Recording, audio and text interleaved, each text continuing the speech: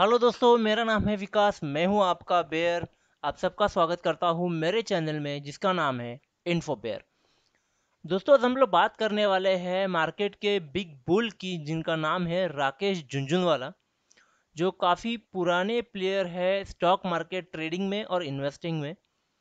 Sir का strategy के बारे में हम लोग आज बात करेंगे कि किस तरह से सर ने जो अपना पोर्टफोलियो है उसे मेंटेन किया हुआ है या फिर उसे वो ग्रो कर रहे हैं।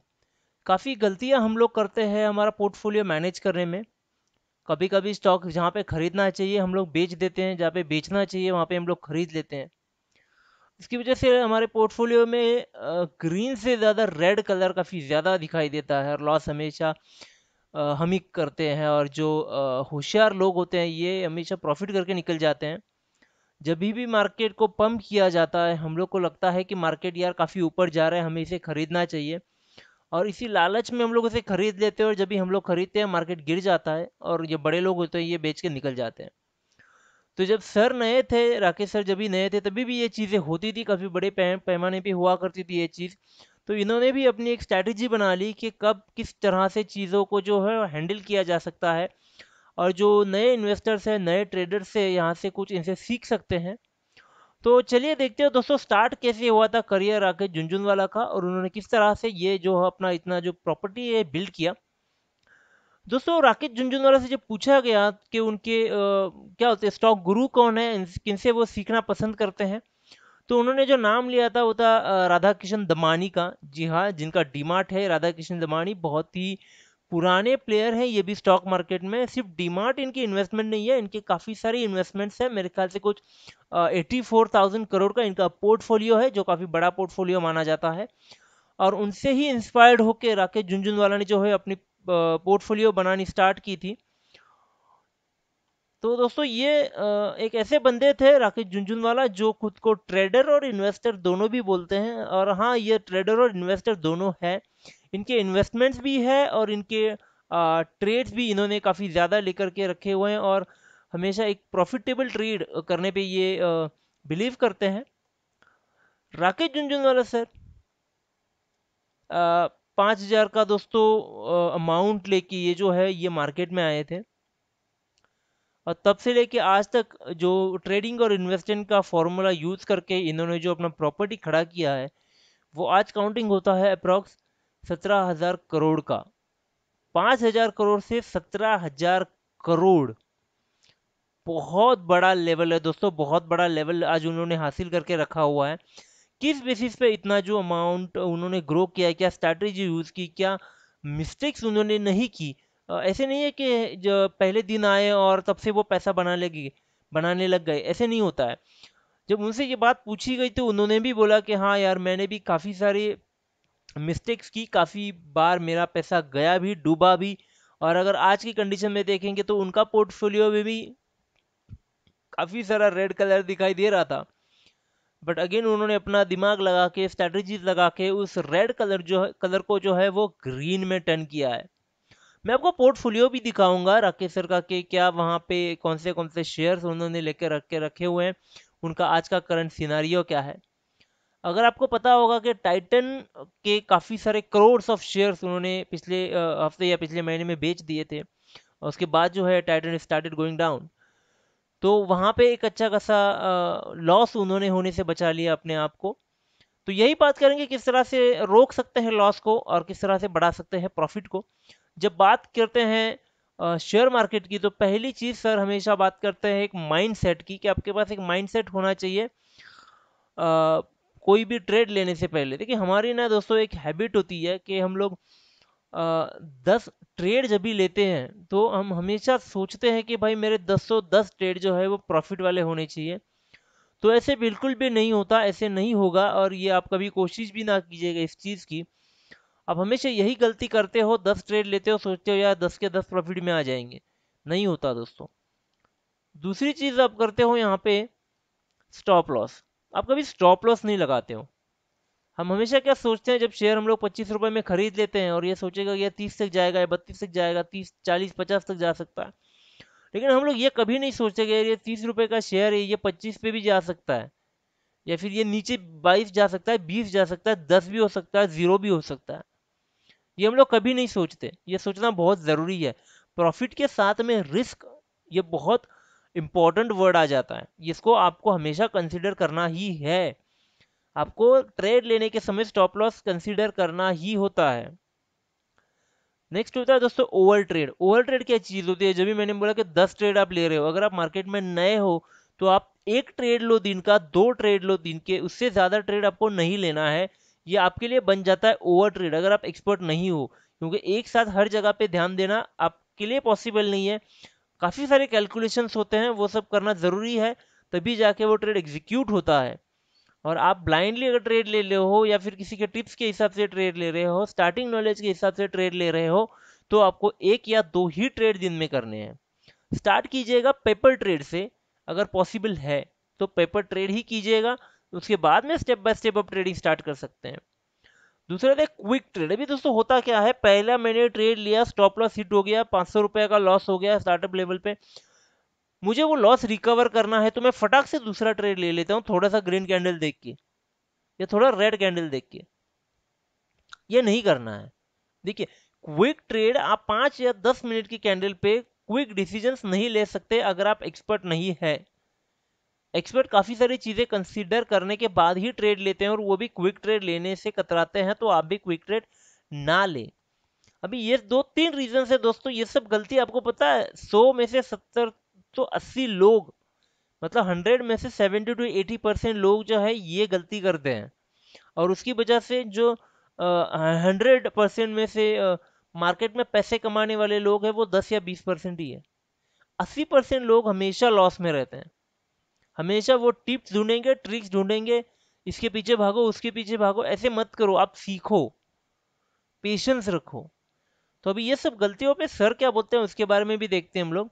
देखिए, 100 में से 4 ही ट्रेड आपके बराबर आएंगे। अगर आप 10 ट्रेड ले रहे हो, माफ कीजिएगा 10 ट्रेड अगर आप कर रहे हो, तो 10 में से 4 ही ट्रेड में आपको प्रॉफिट होने वाला है।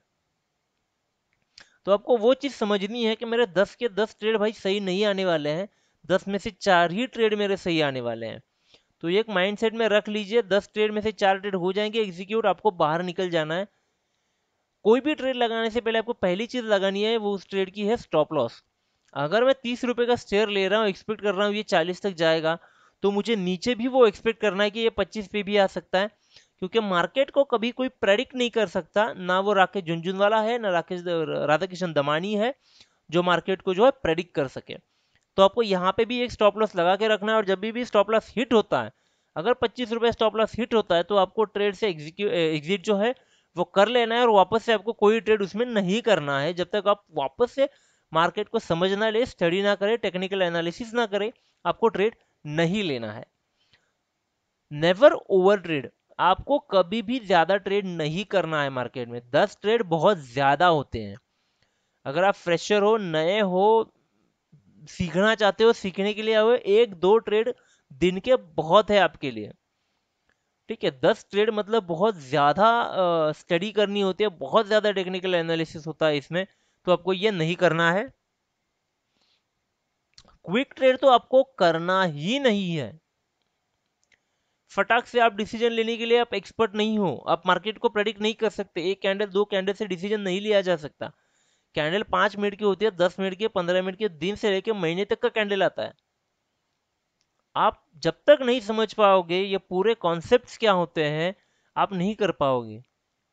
अगर आपको ये पूरा कॉन्सेप्ट समझना है मार्केट से लेके, बेसिक से लेके, तो इन्फोबेयर के प्लेलिस्ट में काफ़ी सारे बेसिक वीडियोस हैं, किस तरह से स्ट्रेटजीज काम करती हैं, किस तरह से चार्ट्स काम करते हैं। आप हर एक चीज़ वहाँ पे जाके सीख सकते हो। ये चैनल सिर्फ सिखाने के लिए चालू किया गया है, इसमें कोई टिप्स या ट्रिक्स या वेबिनार्स या पेड ग्रुप्स, चैट, फेसबुक, ये सब नहीं होता है। यहाँ पे सिर्फ क्लीन एंड क्लियर सिर्फ टीचिंग होती है, और वो भी फ्री ऑफ कॉस्ट में। आज हम लोग राकेश झुनझुनवाला की स्ट्रेटजी जो है वो एक्सप्लेन कर रहे हैं, कल अब जाके हम दमानी की भी करेंगे, उसके बाद में विजय केडिया की भी शायद हम लोग कर दें।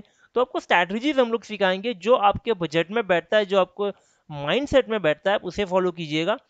तो ये था। अभी ये जो है 10 में से 4 ट्रेड लेना, स्टॉप लॉस लगाना, कभी भी ओवर ट्रेड ना करना, या फिर क्विक ट्रेड कभी भी नहीं करना, ये सब करने वाले दोस्तों ना 100 में से 10 या 20% लोग ही होते हैं जो प्रॉफिट कमा के निकल जाते हैं।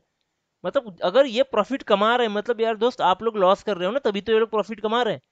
आप जो गलती कर रहे हो वो ये गलतियां नहीं कर रहे हैं, इसकी वजह से आपका पैसा जो है इनके जेब में जा रहा है। तो आप थोड़ा सीखो प्रॉपरली और बेटर करने की कोशिश करो, गलतियां सुधारो, तो है क्या अच्छा बेटर एक आपका भी ट्रेड निकल के आ जाएगा। नेक्स्ट बात करते हैं दोस्तों हम लोग। देखिए शेयर एवरेज चीज़ क्या होती है ये भी मैं बताऊंगा। ये मैं अपना पर्सनल एक्सपीरियंस आपके साथ जो है ना शेयर करना चाहूंगा, जबकि मैं नया हुआ करता था मार्केट में। अभी अच्छा खासा समझने लगा हूँ मार्केट को, अच्छा खासे ट्रेड्स करने लगा हूँ, अच्छे खासे इन्वेस्टमेंट्स भी करने लगा हूँ।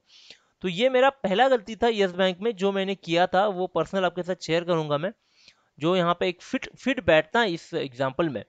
शेयर एवरेज करना हमें ना एक कीड़ा होता है दोस्तों। हम लोग क्या करेंगे, शेयर को एवरेज करने की कोशिश करेंगे। देखिए मैंने ना यहाँ पे एक छोटा सा चार्ट किया हुआ है मेरा पर्सनल जो भी है उसका। जब यस बैंक लुढ़कना चालू हुआ था, तभी 120 पे था यस बैंक, तो मैंने 50 शेयर खरीद लिए जो अप्रॉक्स सॉरी 6000 के आसपास के थे। आई वॉज वेरी हैप्पी कि ये बैंक जो है मुझे, ये कॉर्पोरेट बैंक है, बहुत ही अच्छा बैंक यस बैंक जो आज भी है। अकाउंट्स काफ़ी अच्छे बैंक के, कोई दिक्कत नहीं है, बट ये जो एनपीए का सीन था ये थोड़ा भारी पड़ गया बैंक पे। तो बहुत ही जल्द बैंक रिकवर करेगा और होपफुली प्रॉफिट भी होगा हमें, जो भी मेरे भाई फंसे हुए हैं बीएस बैंक के मेरी तरह, तो उनको भी प्रॉफिट हो सकता है। 120 शेयर प्राइस पे मैंने 50 की क्वांटिटी उठाई थी 6000 रुपये में। I was happy. तो ये शेयर लुढ़क के आ गया यार 90 पे। आई वॉज इवन हैप्पी कि यार अभी तो एवरेज कर लूंगा मैं प्राइस और बेटर प्रॉफिट होगा। 150 शेयर्स मैंने और खरीदे 13,500 रुपये डाल के। शेयर वापिस से 50 पे आ गया, आई वॉज इवन हैप्पी। तो मैंने 300 शेयर और खरीद लिए 15,000 में। बोला यार 1,500 के गैप में काफ़ी अच्छा प्रॉफिट हो रहा है। तो आई वॉज हैप्पी। तो अभी कंडीशन ऐसी है, मेरे पास 50 के एवरेज पर 500 शेयर है, 35,000 के आसपास रुपए मैंने डाले हुए हैं इस बैंक में। 500 शेयर्स लेकर के बैठा हुआ हूँ 50 के प्राइस पे, और आज यस बैंक ट्रेड कर रहा है दोस्तों 26 रुपए पे। यानी मैं अप्रोक्स ऑलरेडी 50% लॉस में हूँ, जिसमें जिसमें से you know it's like a cherry on the top of cake जो बोलते हैं ना, उसका उल्टा समझ लीजिएगा आप। 75% ऑफ द शेयर गवर्नमेंट ने ब्लॉक करके रखे हुए हैं, तो मैं बेच नहीं सकता। तो ये कंडीशन है मेरे 250 शेयर्स के साथ में बैठा हुआ हूँ। अभी 250 नहीं बोल सकता, 125 शेयर्स, यस 125 शेयर के साथ में बैठा हुआ हूँ। वो भी काफी अच्छे पैमाने पे लॉस है, 50% लॉस है, तो अच्छा ही लॉस है। तो ये गलती कर दी मैंने, मैं भाग रहा था एवरेजिंग के पीछे। शेयर नीचे आ रहा था, मैं एवरेज करते जा रहा था, शेयर नीचे आ रहा था, मैं एवरेज करते जा रहा था। तो मुझे ये कहीं पर मैंने ये कहीं नहीं समझ पाया मैं ये चीज़ कि यार ये बैंक डूब रहा है, ये बैंक नीचे जा रहा है, और मैं जो हूँ अपने पैसे उसमें डालते जा रहा हूँ, डालते जा रहा हूँ, डालते जा रहा हूँ, जो कि मुझे नहीं करना था। मुझे शायद जब 120 पे बैंक था, 30 पे या 90 पे आ गया, मुझे शायद वहाँ पे सेल आउट करके एग्जिट करके निकल जाना चाहिए था। तो शायद थोड़ा बहुत लॉस मुझे हो जाता, 2-3 2 हज़ार या 3 हज़ार का जो भी है, मैं बच जाता, और काफ़ी अच्छा अमाउंट मेरा बच जाता था वहाँ पे। तो वो बचाने के अलावा मैंने ऑलरेडी उसमें 30,000 रुपये और डाल दिया, और अभी दोनों हाथ फंसे हुए हैं मेरे, कुछ ऑप्शन नहीं है मेरे पास। 3 साल मुझे वेट करना है, मैं बेच नहीं सकता, गलती मेरी है। ठीक है दोस्तों, अभी इसमें सर का सोल्यूशन क्या है। देखिए सर का thought very clear on this. Never ever average your share. आपको अपने शेयर को कभी भी एवरेजिंग के पीछे नहीं भागना है। ठीक है, बात आप समझ लीजिए, कभी शेयर का एवरेज नहीं करना है, क्योंकि एवरेजिंग के पीछे जब तक भागोगे तो आपका जो कैपिटल है वो ऐसे स्टॉक में फंसते जाएगा जो नीचे जा रहा है। और आपका एवरेजिंग में एक बात मैं आपको वेरी क्लियरली बता दूं दोस्तों, कभी कभी क्या होता है ना, 500 रुपए का शेयर अपने पास है, 200 रुपये नीचे आ गया, 200 या 150 रुपये नीचे आ जाए, और हम वापस से उसे खरीदने जा रहे हैं 450 रुपये में। तो आप अगर उसे एवरेज भी कर दोगे तो आपका जो प्राइस है वो 10 रुपये नीचे आ जाएगा। मतलब 10 रुपये बचाने के लिए, कमाने के लिए, फिर जो गैप बनाने के लिए आप है जो वो 450 रुपये उसमें डाल रहे हो। कौन सा भाई ये अक्ल वाली बात हो रही है अभी, 10 रुपए के लिए 450 रुपये? नहीं यार, कहीं पे नहीं बैठ रहा है। अगर वो कॉम्बिनेशन 80 रुपया, 90 रुपया, 100 200 के गैप के लिए है, तो 450 के मतलब 850 डाल दो। तो गैप को समझो। और आगे से कभी भी शेयर को एवरेज मत कीजिएगा, ठीक है। If it hits the stop loss, sell and move on. कोई भी शेयर अगर आप खरीदते हो तो जैसे आप उसके टारगेट फिक्स करते हो वैसे आपको उसका स्टॉप लॉस भी फिक्स करना होता है। मैं तो कहूंगा कि सर का ये मानना ऐसे है कि भाई यहाँ पे स्टॉप लॉस नाम की चीज होती है, यहाँ पे टारगेट नाम की कोई चीज नहीं होती है। समझे चीजों को? नहीं, मैं बताता हूँ। देखिए, कभी भी शेयर होता है ना, 20 रुपए का अगर मैं शेयर ले रहा हूँ तो उसका स्टॉप लॉस मेरा 15 रुपया हो गया, ठीक है। अभी वो 20 रुपए का शेयर जो है मेरा चला गया 25, तो मेरा स्टॉप लॉस क्या हुआ? 30। मेरा टारगेट 25 नहीं हुआ, मेरा स्टॉप लॉस 20 हो गया। मेरा शेयर चला गया 30, तो मेरा टारगेट 30 नहीं था, मेरा स्टॉप लॉस हो गया 25। अब बात को समझिए, मैं टारगेट नहीं दे रहा हूं अपना, मैं सिर्फ अपनी बात कर रहा हूं स्टॉप लॉस की। टारगेट भूल जाओ। अगर आप 30 पे टारगेट रखोगे तो शेयर कभी 35 तक नहीं जा पाएगा। आप बेच दोगे 30 तक और शेयर चला जाएगा 50 तक, फिर आप रोते बैठोगे यार फ्री में बेच दिया टारगेट लगा के। टारगेट कभी भी मत लगाना, टारगेट नाम की चीज ही नहीं है शेयर मार्केट में। शेयर मार्केट में सिर्फ एक चीज है, वो है stop loss. Save your capital, there is no target. ठीक है, बात को समझ लो आप। ठीक है, अभी ये हो गया, तो ये चीज है, हमें शेयर को कभी भी एवरेज नहीं करना है, हमेशा स्टॉप लॉस के साथ में चलना है। और टारगेट नाम की कोई चीज नहीं होती है, शेयर को एवरेज नहीं करना है, ठीक है। अभी आगे चल के देखते हैं और क्या चीजें। देखिए, सर के स्ट्रैटेजी के बारे में बात करेंगे अभी। ये दो चीजें जो सर को हमेशा क्लियर करनी रहती थी, वो हमेशा हर वीडियो में आप अगर वो देखोगे उनके, तो वो क्लियर कर देते हैं कि भाई, एक तो आपको शेयर को अपनी प्रॉपरली फॉलो करना है, आपको उसको एवरेज कभी नहीं करना है, आपको स्टॉप लॉस मेंटेन करना है, ओवर बाय कभी भी ट्रेड नहीं लेना है आपको। आपको अपना माइंडसेट जो है प्रॉपरली सेट करना है, ठीक है। अभी स्ट्रैटेजी सर का क्या है, बहुत सिंपल सा स्ट्रैटेजी है सर का। Buy in growth and add in if growth continues. मतलब समझाता हूं मैं। अगर कोई शेयर ग्रो कर रहा है, बढ़ रहा है, तभी उसको खरीदो। और अगर वो बढ़ना कंटिन्यू रखता है तो उसे और खरीदो।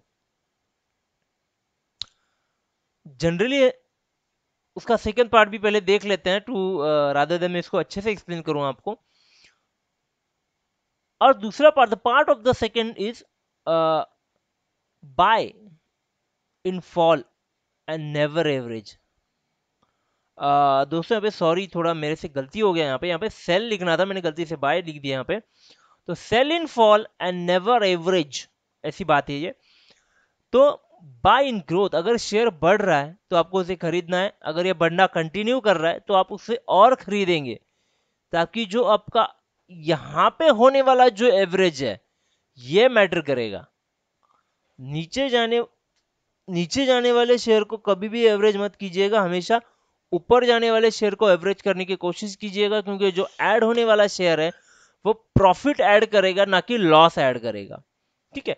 और सेकंड पार्ट, अगर वो शेयर आपने जो खरीदा हुआ है वो अनफॉर्चुनेटली ऊपर जाने की बजाय अगर नीचे जाने लगता है, तो अगर वो स्टॉप लॉस हिट करता है तो एग्जिट कर देना है। स्टॉप लॉस हमेशा लगाना है आपको, एक चीज याद रख के चलिएगा, ठीक है। स्टॉप लॉस हमेशा हर शेयर को लगाना है आपको। अदरवाइज वो शेयर जो है 20 रुपए का 18 रुपए से लेके 10 रुपए तक चला जाएगा, पैसे अटक जाएंगे। और मुझे नहीं लगता आप 10 रुपए के लॉस पे कोई भी शेयर बेचोगे, अगर आपका इन्वेस्टमेंट 20 रुपए का है। 50% लॉस में शेयर नहीं बेचा करते मेरे भाई, 10% बहुत ज्यादा हो गया। तो उसे एवरेज भी नहीं करना है और उसे स्टॉप लॉस के नीचे भी नहीं जाने देना है। स्टॉप लॉस हमेशा हर शेयर बाय करने के बाद आपको उसे लगाना है, ठीक है। Move on. अभी मैं ये चीज है ना, आपको मैं क्यों बता रहा था, ये मैं आपको बताता हूँ। थोड़ा सा ना ग्राफ पे चलते हैं। मेरी फेवरेट बैंक यस बैंक, तो अभी इस पे मैं समझाता हूँ स्ट्रैटेजी एक्चुअली काम कैसे करते हैं।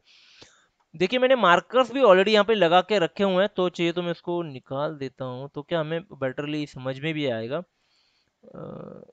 एक्सटेंड हो, अरे यार न्यू लग गया ये तो। कल भी निकल, तो भी हाँ, ठीक है। तो ये था। अभी बात करते हैं, जैसे कि मैंने कहा था grow by when it's growing. तो ये था मेरा।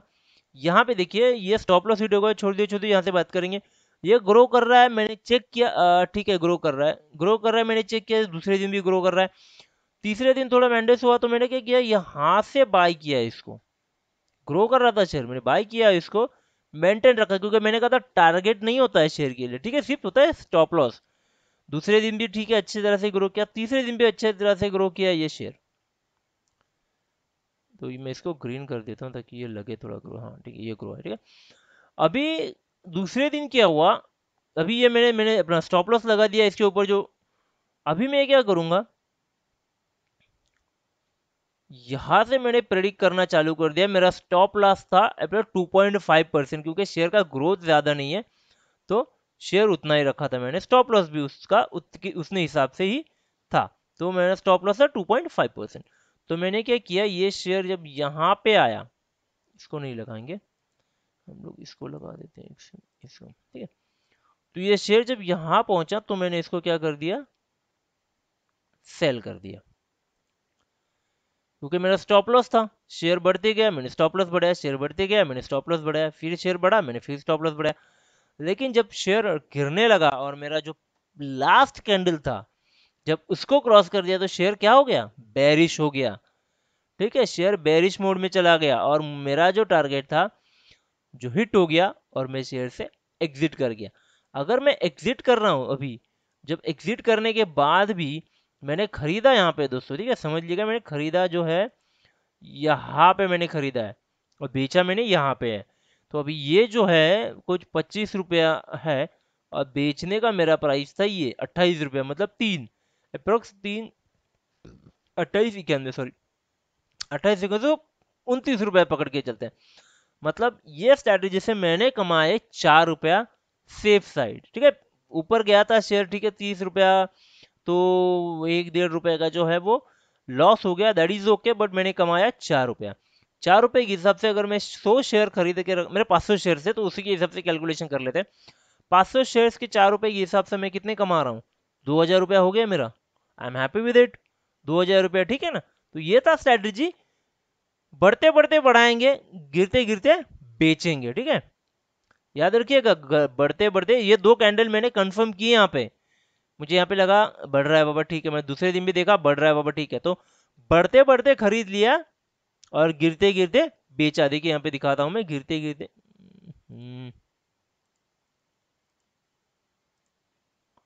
ये था गिरते गिरते बेचने वाला स्ट्रैटेजी, ठीक है, और ये गिरते गिरते जो हमने उसको बेच दिया, तो गिरते गिरते बढ़ते बढ़ते खरीदा, गिरते गिरते बेच दिया।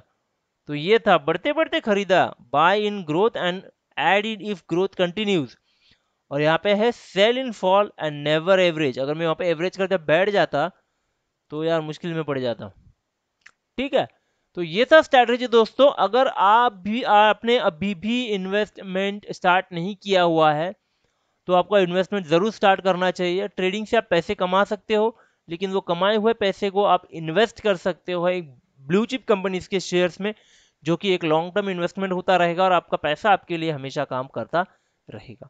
इन्वेस्टमेंट स्टार्ट नहीं किया है, जरूर इन्वेस्टमेंट स्टार्ट कीजिएगा दोस्तों। दो कंपनी है आप स्टार्ट कर सकते हो जिनके साथ में आप डिमैट और ट्रेडिंग अकाउंट ओपन कर सकते हो। एक कंपनी है अपस्टॉक्स और दूसरी है जीरोदा।